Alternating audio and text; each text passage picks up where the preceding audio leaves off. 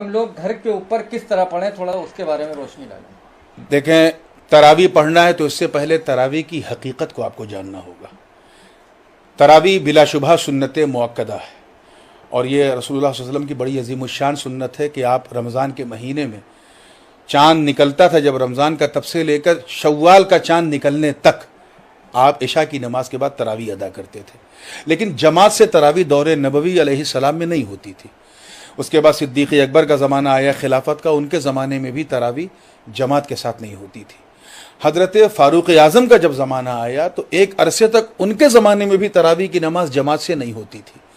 एक दिन ऐसा हुआ, ये उसदुल गाबा फ़ी मारिफ़त सहाबा की रवायत में पेश कर रहा हूँ और आसार सहाबा में भी मिलता है कि हज़रत उमर गुज़र रहे थे एक आबादी से, तो देखा कि मस्जिद के अंदर जमात के साथ नमाज हो रही है।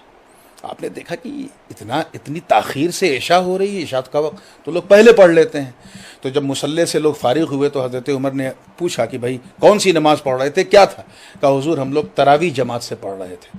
तो हज़रत उमर इब्न ख़त्ताब ने कहा कि निअमतिल बिदअतु हादिही, ये अल्फाज थे कि ये बहुत अच्छी बिदअत है, यानी ये वो बिदअत है जो जिससे शौकत इस्लामी में इजाफा होगा। बस उसी दिन से तरावी की नमाज जमात के साथ उस पर इजमा हो गया उम्मत का। तो अब मस्जिद में हम इसलिए जाते हैं क्योंकि वहाँ जमात का एहतमाम है और जमात से नमाज पढ़ने का सवाब ज़्यादा है।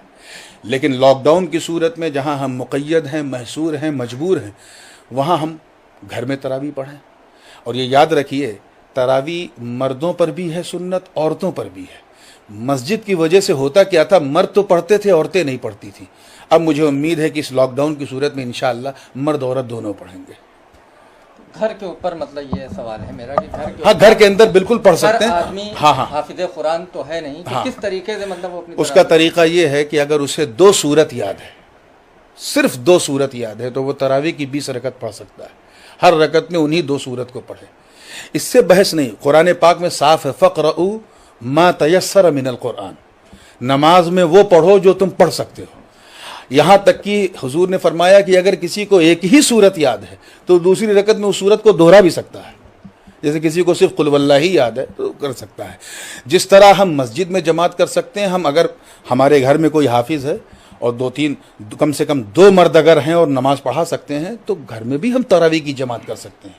जमात का मसला नहीं है, यहाँ मसला हमारे लिए मस्जिद है कि हम मस्जिद में नहीं जा सकते। तो जहाँ जमात मयस्सर है वहाँ जमात से पढ़ें और जहाँ नहीं जमात कर सकते वहाँ तन्हा पढ़ें।